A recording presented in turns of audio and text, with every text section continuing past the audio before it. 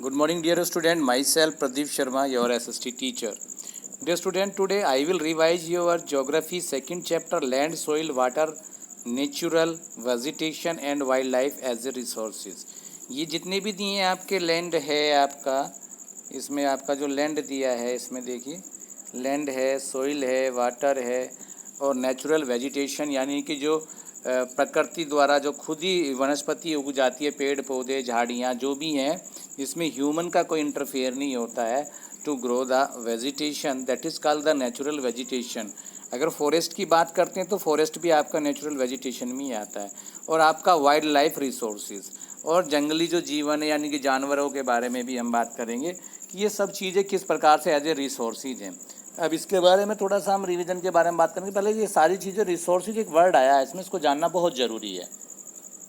भाई लैंड कैसे रिसोर्सेज है, सोइल कैसे रिसोर्सेज है, वाटर कैसे रिसोर्सेज है, नेचुरल वेजिटेशन कैसे रिसोर्सेज है और वाइल्ड लाइफ कैसे रिसोर्सेज है फॉर द ह्यूमन के लिए।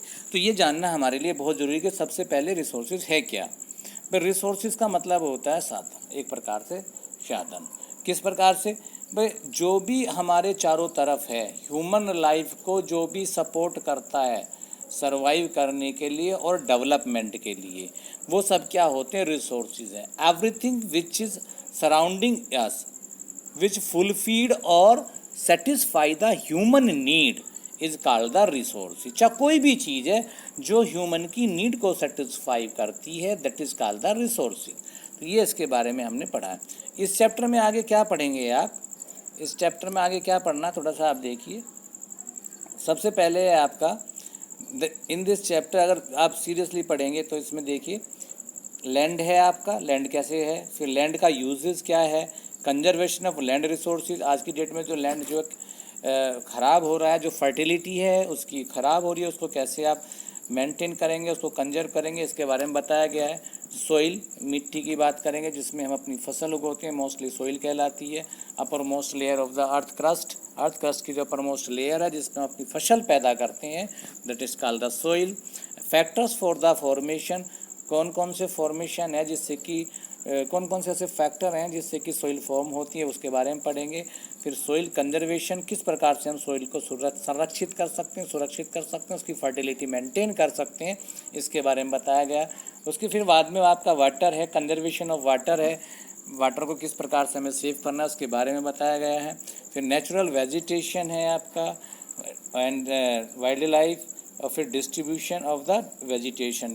वेजिटेशन कहाँ पर कैसी डिस्ट्रीब्यूट है, जैसे राजस्थान में आपकी कैसी वेजिटेशन है, आपका एवरग्रीन फॉरेस्ट में कैसी वेजिटेशन है, तो ये सब इसमें बताया गया है। Chapter is so interesting. थोड़ा सा हम क्विक रिवीजन करेंगे। आज तो आपको हमने स्टार्ट किया है तो हम 2 दिन के अंदर अब इसको रिवाइज कर देंगे। जो भी क्वेश्चन आपके अराइज होते हैं तो you can ask to me very well. Next है आपका conservation of natural vegetation and wildlife. तो ये आपके इसमें आपका सारे चैप्टर्स दिए हुए हैं।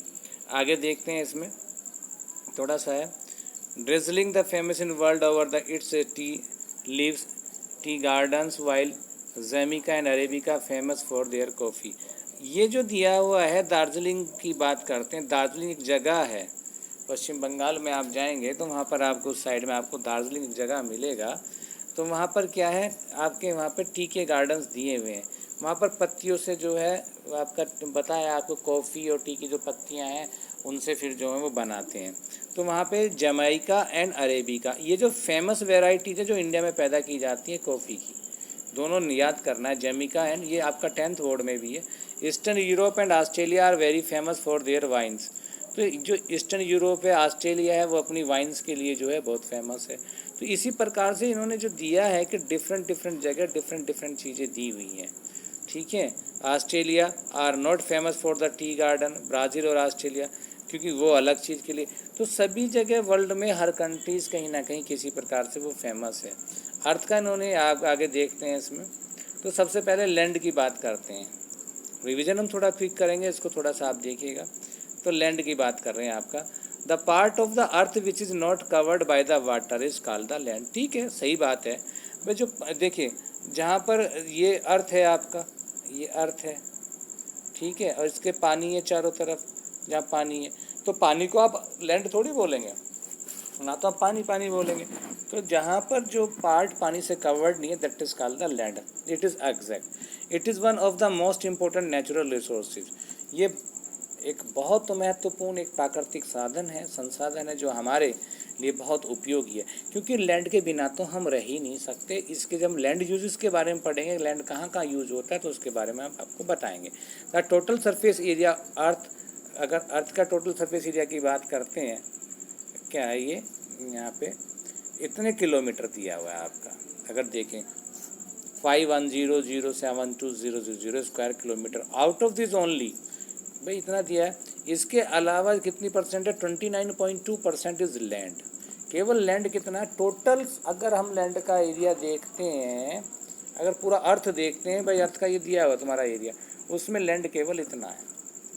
एंड रिमेनिंग आर 70.8% क्या है? मीन्स ओनली वाटर से दिया हुआ है. दिस मीन्स दैट कि 29.2 इस percentage available for human life.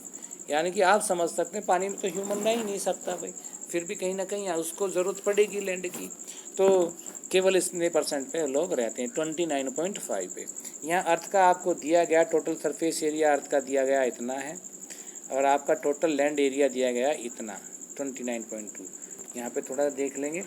Area covered by the water, area covered by the water, water के द्वारा. वही है टोटल एरिया में से आप टोटल लैंड का एरिया माइनस कर दीजिएगा. बस टोटल सरफेस एरिया में से टोटल लैंड का एरिया माइनस कर दीजिएगा, आपका जो वाटर का एरिया आ जाएगा यहाँ पे. Through only the small percentage of land available for human. इसका मतलब आप समझते हैं कि आदमी के लिए बहुत कम परसेंटेज है जिस पर ह्यूमन रह सकता है. Not all part of this land are habitable. और 29.2% में भी पूरा पार्ट क्या है आपका, वो ऐसा नहीं है कि वो वहाँ पर ह्यूमन रह सकता है. कुछ पार्ट ऐसा भी है अर्थ सरफेस पर जिस पर ह्यूमन नहीं रह सकता है. In fact 90% of the world's population occupies only 30%. जितना भी लैंड है हिमालय, तो उस पर क्या आप समझ सकते हैं कि 90% जितनी पॉपुलेशन है वर्ल्ड की, वो केवल 30% लैंड पर रहती है. ओनली 30% लैंड पर रहती है. इसका ध्यान है. यानी कि आप देख सकते हैं कि सभी एरिया रहने योग्य नहीं हो सकता. ठीक है. The remaining area is either sparsely populated और अनइनहेबिटेबल. जो बाकी का बचा हुआ एरिया, या तो बहुत कम लोग वहाँ पर बसे हुए हैं, या वो रहने योग्य नहीं है. The world and this mainly go to the very climatic condition and term population distribution.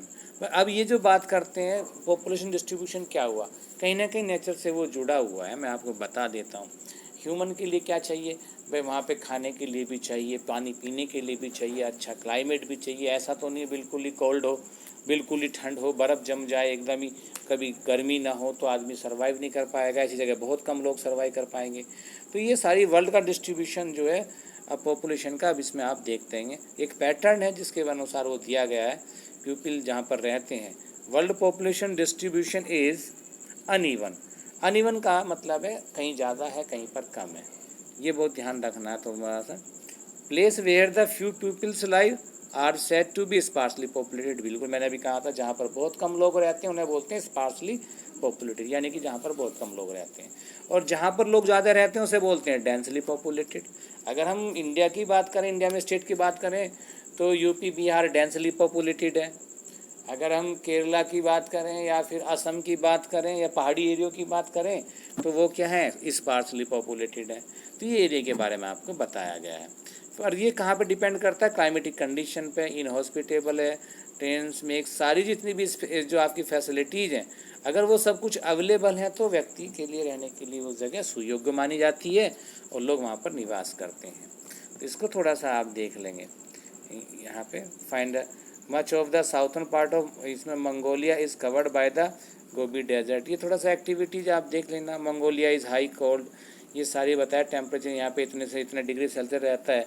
तो यहाँ पर आप देख सकते हैं कि ये स्पार्सली पॉपुलेटेड है. ये केवल एग्जाम्पल दिया है आपको कि मंगोलिया का एग्जाम्पल दे के, कि वहाँ पर इतना जो -40 डिग्री आपका आता है टेम्परेचर, वहाँ पर कितने लोग रहते हैं, बहुत कम लोग रहते हैं. तो ये एग्जाम्पल आपका दिया गया. तो इसमें आप सर्च भी कर सकते हैं कहाँ पर स्पार्सली डेंस और पॉपुलेशन. अपने हिसाब से अपने स्टेट का आप भी निकाल सकते हैं, अपने एरिया का भी निकाल सकते हैं, कहाँ पर स्पार्सली और कहाँ पर डेंस है पॉपुलेशन है, वो आप दिखा सकते हैं. कहाँ जहाँ पर भी इनहेबिटेबल कंडीशन होगी, जहाँ पर रहने योग्य कंडीशन होगी वहाँ पर व्यक्ति ज़्यादा मिलेंगे और जहाँ पर कम होगी वहाँ पर व्यक्ति नहीं मिलेंगे। तो आज तो हमने स्टूडेंट इतना ही पढ़ा है, कल हमको लैंड यूजेस पढ़ाएंगे। और आई होप कि तुम्हें ये वीडियो पहले भी दिया होगा सर ने, अगर नहीं दिया तो आप इसको रिवाइज कर लीजिएगा, क्योंकि ये चैप्टर भी आपका PT2 में आ रहा है। Thank you for watching the video.